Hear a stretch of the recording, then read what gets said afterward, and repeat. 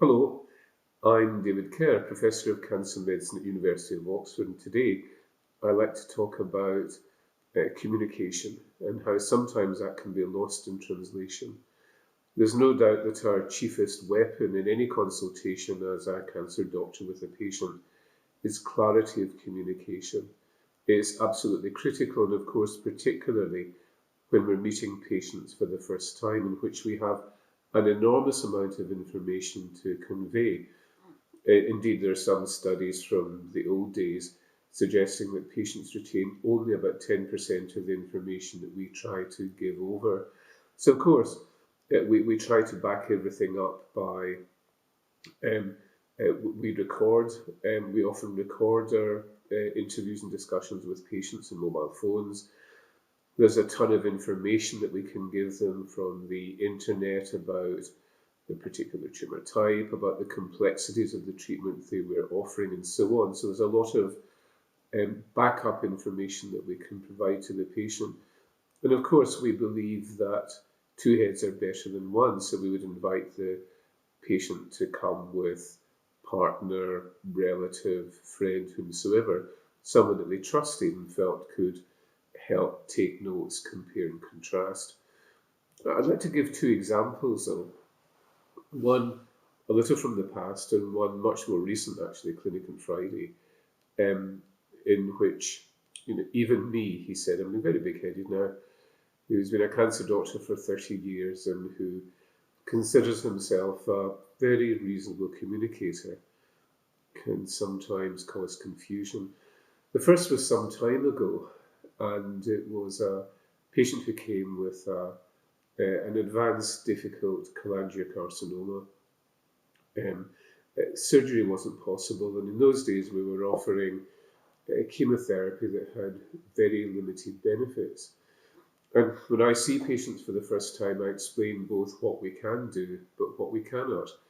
And cure was not a possibility for this patient. It was palliation.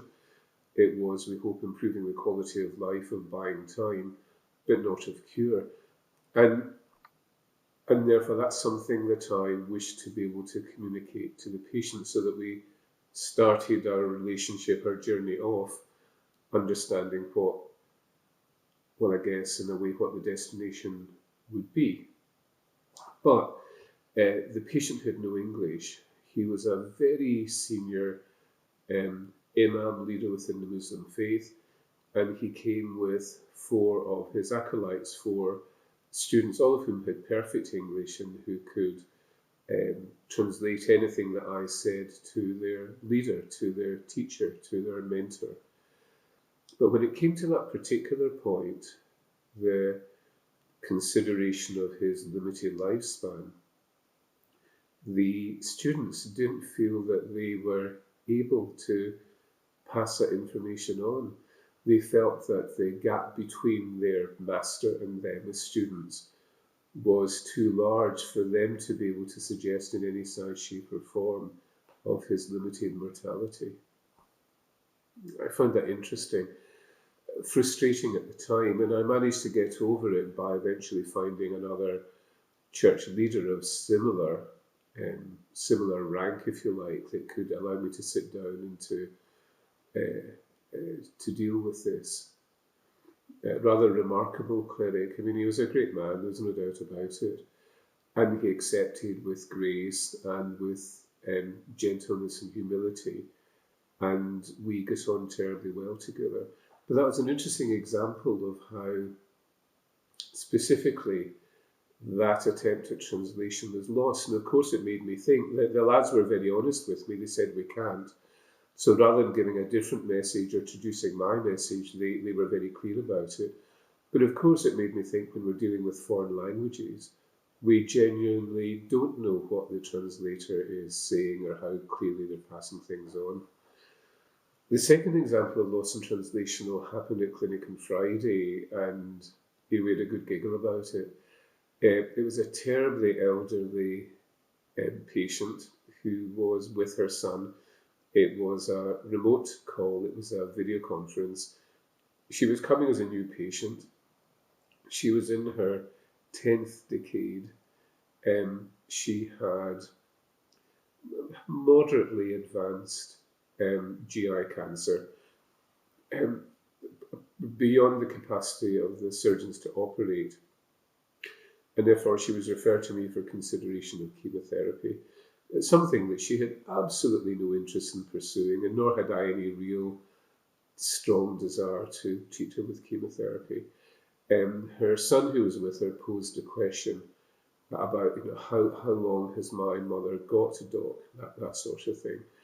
And in that setting, what I usually say is that I'm neither clever enough or daft enough to be one of those doctors who says you've got 3 months, 6 months, 9 months, 12 months, but rather that you've got months of life to live.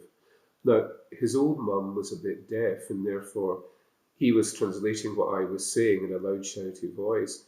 And he took my phrase, I'm not clever enough or daft enough to give specific times, and said to his mum, the doctor says he's not very clever, mother. Which the old lady said, oh my goodness, should we get a second opinion? And of course I had to jump in and say, no, I'm very clever, but you just mix the message up in some way. And they saw the funny side of it, and that was fine.